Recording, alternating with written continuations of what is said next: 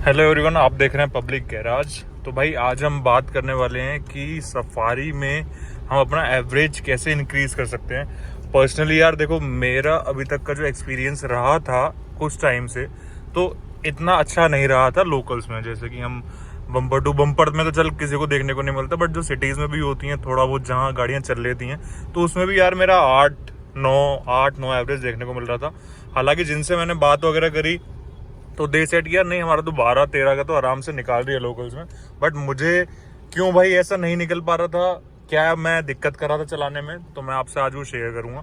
ज़्यादा कोई बड़ी दिक्कत तो नहीं कर रहा था मैं चलाने में, बट क्या है ना कि एक चीज़ है भाई इसमें। सबसे पहली चीज़ जो मैं आपको टॉप 5 थिंग्स डिस्कस करूंगा वो ये है, सफारी में ना हमें pure plus S dark edition से मोड्स देखने को मिल जाते हैं, जिसमें कि मेरे इसमें 5 मोड्स हैं आपके: economy, city mode, rough mode, wet mode and sports mode. देखो, जब भी गाड़ी स्टार्ट होती है ना तो एकदम वो नॉर्मली आपकी सिटी मोड में ही स्टार्ट होती है। अब भाई सिटी मोड का बेशक, अब मुझे नहीं पता काफ़ी लोगों को क्या क्लेम कर रहे होंगे माइलेज, लेकिन मेरा सिटी मोड में तो भाई निकल के नहीं आया। जब मैंने हालांकि अपने आप सिटी मोड की जगह मैंने इकोनॉमी मोड। अब देखो यार, पर्सनली मैंने क्या फील करा है कि जैसे इसमें सारे मोड्स है ना, जिनके पास गाड़ी भाई वो भी मुझे जरूर बताना कि जितने भी मोड्स है ना, अब जैसे स्पोर्ट मोड है तो उसमें गाड़ी एकदम एग्रेसिवली ऐसी फ्यूल कंजप्शन ज़्यादा करने लग जाती है कि अभी बस भाई भगाओ गाड़ी को। तो ना जितने भी मोड्स हैं, मैंने सबसे ज़्यादा जो फील करा इकोनॉमी मोड में, मुझे वहाँ पे कम थोड़ा पंच फील हुआ और गाड़ी वहाँ पे फ्यूल कंजम्पशन कम करती है, जिससे कि हमारी फ्यूल एफिशिएंसी ज़्यादा निकल पाए। City mode, rough mode, wet mode, वहाँ पे सबसे ज़्यादा जो निकल के आता है वो स्पोर्ट्स मोड में आता है, और सबसे कम जो निकल के आता है, जिसमें कि आपको पिकअप इतना नॉर्मल जो गाड़ी का होता है वो आपको देखने को मिलता है, और कहीं ना कहीं हर मोड में आपको थोड़ा सा इकोनॉमी से ज़्यादा देखने को मिलता है।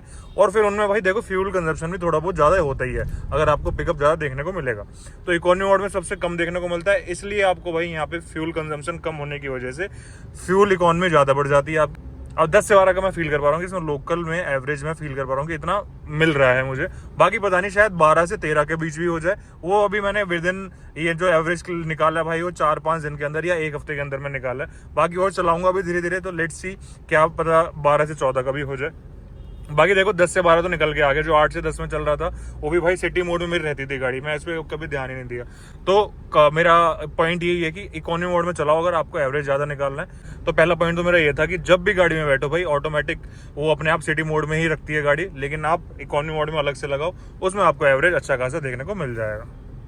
बाकी दूसरा पॉइंट क्या है मेरा भाई, अब ये है मेरा इसमें DEF का, डीजल एग्जॉस्ट फ्लूइड। इसमें अब आप देख पा रहे होंगे ना कि 100% से थोड़ा कम हो रहा है। ये मेरा भाई एक बार पहुंच गया था बिल्कुल 0%। इसकी मैं नेगेटिव पॉइंट बताता हूँ। अगर 0% पहुंच जाता है ना तो आपको भाई पेट्रोल पंप पे जाके ये फिल करवाना पड़ता है, और आपको वहाँ DEF ये मिल जाता है। डिपेंड करता है कौन सी सिटी में आप। दिल्ली के अंदर भाई 850 रुपये का 10 लीटर मैंने ये डलवाया था। अब भाई ये काफ़ी फायदेमंद होता है आपका, ठीक है। इसमें आपका एवरेज भी कहीं ना कहीं भाई हैम्पर होता है। DEF से हमारा भाई इंजन थोड़ा कूल रहता है, एवरेज पे भी भाई फर्क पड़ता है, और उसके साथ साथ जो भी आपका कंबशन है वो साथ साथ रिलीज होता रहता है हमारे एग्जॉस्ट के थ्रू। तो वहाँ पे फ्यूल इकोनॉमी हमारी थोड़ी सी ज़्यादा बढ़ जाती है। अगर आपका DEF का ख़त्म भी हो जाता है ना, तो आपका यार सीज होने के चांसेस रहते हैं आपकी गाड़ी के, वहीं पे भाई बंद हो जाएगी, फिर इसको क्रेन के अलावा कोई नहीं ले जा सकता। तो इसका पर्सनली एक अलग से मैं आपको पॉइंट बता रहा हूँ, DEF इसका पूरा रखना। जब 15-20% पहुंच जाएगा, जब भी भाई नियरेस्ट स्टेशन पे, अपने पेट्रोल पंप स्टेशन जो भी आपको पड़ेगा, फिल करवा लेना 10 लीटर का। और उसके साथ साथ ये भी इसलिए फिल करवाने के बाद ना आपको फ्यूल एफिशिएंसी बेटर देखने को मिलती है, पावर इंक्रीज हो जाती है, रिड्यूस मेंटेनेंस, मतलब आपका मेंटेनेंस में भी भाई थोड़ा कम खर्चा होता है। तो ये सब भाई आपके DEF के फायदे हैं, ठीक है। तो अपना DEF भाई हमेशा 100% पूरा रखना। बेसिकली मैंने आपको हाइलाइट्स बताए हैं ये सब चीज़ें, तो DEF भाई बिल्कुल पूरा रखना, इसे कभी भी 0% में मत लेके जाना। और कहीं ना कहीं आपकी एक तो फ्यूल एफिशिएंसी तो हैम्पर करेगी और भी बहुत सारी चीज़ें हैम्पर कर देगी। तो मेरा टॉप सेकंड पॉइंट ये था कि अपना DEF भाई हमेशा 100% रखना। इतना मेंटेन रखोगे ना, मतलब आपको 25% से ऊपर मेंटेन रखना है, 25% से नीचे लेके नहीं जाना। और अगर आपको कंपनीज डीजल में ये सब चीज़ें दे रही हैं, फ्लूइड वगैरह दे रही हैं, तो जैसे हम यूरिया भी कह सकते हैं एक तरीके का, तो यार वो भी कुछ सोच समझ के दे रही हैं, तो इसलिए हमें ये मेंटेन करके चलना है भाई। बाकी जो मेरा थर्ड पॉइंट है ना भाई, वो है हमारा टायर प्रेशर मॉनिटरिंग सिस्टम, ठीक है। Tyre pressure monitoring system third point क्या है हमारा भाई, देखो अब जैसे कि ना इसमें हमारा लेफ्ट हैंड साइड का टायर जो है उसमें एयर कम है, 32 PSI दिखा रहा है, ज़्यादा कम नहीं है, बट फिर भी मैं एक आपको इसका एग्जांपल देता हूँ। लाइक फॉर एग्जांपल किसी टायर में हमारे हवा कम है, और हवा कम होने की वजह से वो टायर थोड़ा ज़्यादा दबा हुआ है, तो अगर आप गाड़ी को चलाएंगे ना तो उसमें आपका फ्यूल कंजम्पशन ज़्यादा होता है। अब फॉर एग्जांपल जैसे कि हमने भाई जूते वगैरह पहन रखे हैं और एक शू है हमारा वो घिस जाए और दूसरा हमारा बिल्कुल हमने नया पहन लिया, तो हमें दोनों तरफ से थोड़ी सी फोर्स ज़्यादा लगानी पड़ती है उसको चलने के लिए, क्योंकि हम कंफर्टेबल नहीं हो पाते। ठीक है, तो कहीं ना कहीं हमारा वो कहीं पेन हो जाएगा, कुछ ना कुछ हमारा इशू हो जाएगा। तो सेम भाई गाड़ियों के साथ भी यही रहता है। अगर सारे टायर्स में आपका जो प्रेशर है पूरा बराबर है तो वो भाई गाड़ी आपकी और ज़्यादा फ्यूल एफिशिएंट तरीके से चलती है, फ्यूल एफिशिएंसी ज़्यादा निकाल के देती है। क्यों? क्योंकि भाई अगर एक चीज़ दबी हुई है तो आप खुद एक प्रैक्टिकल चीज़, लॉजिकल चीज़ सोचो कि आप आगे से फोर्स लगा रहे हो, एक चीज़ यहाँ से दबी हुई है तो उस चीज़ को आगे फोर्स करने के लिए वो फ्यूल थोड़ा ज़्यादा ही पिएगी भाई। कहीं ना कहीं आरपीएम आपके थोड़ा ज़्यादा यूज़ होंगे। अब कहीं ना कहीं मेरा 1100 आरपीएम यूज़ हो रहा है, वो कहीं ना कहीं भाई 1200, 1150, 1200, 1250 लेने लग जाएगा आरपीएम, अगर आपका टायर प्रेशर साइड जगह पे से नॉर्मल नहीं है। कोई भी एक जगह से नॉर्मल है, जितने भाई देखो फॉर एग्जांपल तीनों में टायरों में हवा कम है उतनी ज्यादा और भाई फ्यूल लगेगा आपको, क्योंकि गाड़ी में भाई टायर में हवा कम होने से गाड़ी हो जाती है थोड़ी भारी, चलना प्रॉब्लम हो जाती है गाड़ी के लिए। तो इंजन को ज्यादा दम लगाना पड़ता है उसको चलने के लिए, तो वो फ्यूल ज्यादा लगाएगा जब ज्यादा चलेगी भाई।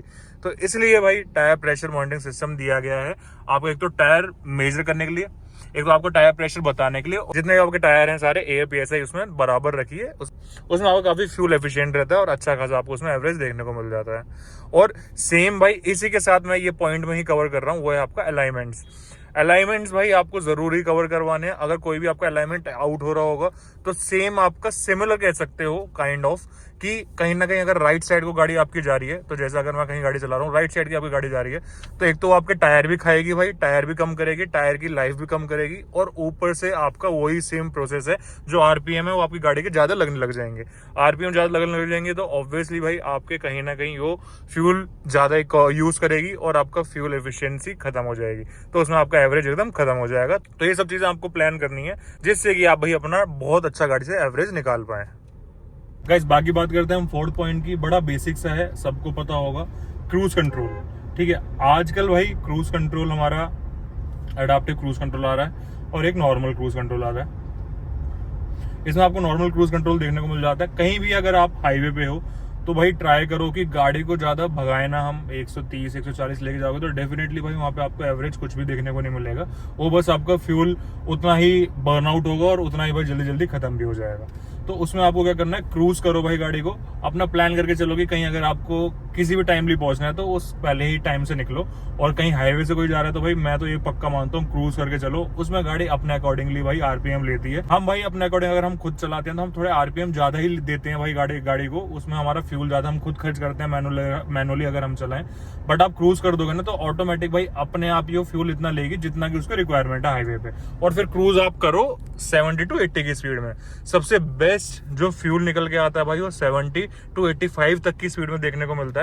अगर इस स्पीड में आप क्रूजिंग करोगे ना तो भाई बहुत ही जबरदस्त आपको एवरेज देखने को मिल जाएगा। तो भाई और मैं आपको सही बात बताऊं, ये मैं आपको सिर्फ इसलिए नहीं बता रहा कि मैं इसमें वीडियो में बोल रहा हूं और मैं कवर नहीं कर रहा। Literally I am using all of this features, that's why I am claiming कि मुझे लिटरली ये फील होता है गाड़ी के अंदर कि अब एवरेज मुझे लोकल्स में 10 से 12 का मेरा बढ़ चुका है। तो ये सब चीजें भाई, और मैंने भी ये टायर प्रेशर आप कहोगे ना कि कम हो रहा है, तो बस दिखाने को आपको मैंने एक वीडियो कवर करने के लिए दिखाया, नहीं तो वो आज ही कम हुआ है वैसे होता नहीं है मेरा। वो भी 32 PSI है, 33 सब में बराबर ही है, तो 1 PSI कम है, वो तो मैं भी जाते जाते डलवा लूंगा। ठीक है, तो बेसिकली मैं पॉइंट पे आता हूँ, जब मैंने सारी चीजें करी है ना तब जाके भाई मुझे ये सब चीजें देखने को मिल रही हैं। अगर आप इन चीजों को प्रैक्टिकल वे में लाओगे ना तो डेफिनेटली भाई कोई भी नहीं रोक सकता कि आपकी गाड़ी का एवरेज कम आएगा। 100% मैं श्योर हूँ बढ़ेगा ही बढ़ेगा इन सब चीजों से। बाकी अब मैं लास्ट पॉइंट कवर करता हूँ कि लास्ट पॉइंट जो हमारा है वो मैं आपको थोड़ी गाड़ी रोक के बताता हूँ। वो क्या है कि यार वो है आपका बहुत ही सिंपल सा, बहुत ही छोटा सा, ये तो शायद सबको ही पता होगा बट फिर भी मैं आपको बता देता हूँ, हमारा भाई गियर शिफ्टिंग। गियर शिफ्टिंग कैसे करनी है, जैसे कि गाड़ी भाई आपकी चल रही है, आपने फर्स्ट गियर लगा दिया, आपकी गाड़ी चल रही है कहीं ना कहीं भाई 0 से आपने लगाई और आपने 12 से 15 की स्पीड में आप ले गए।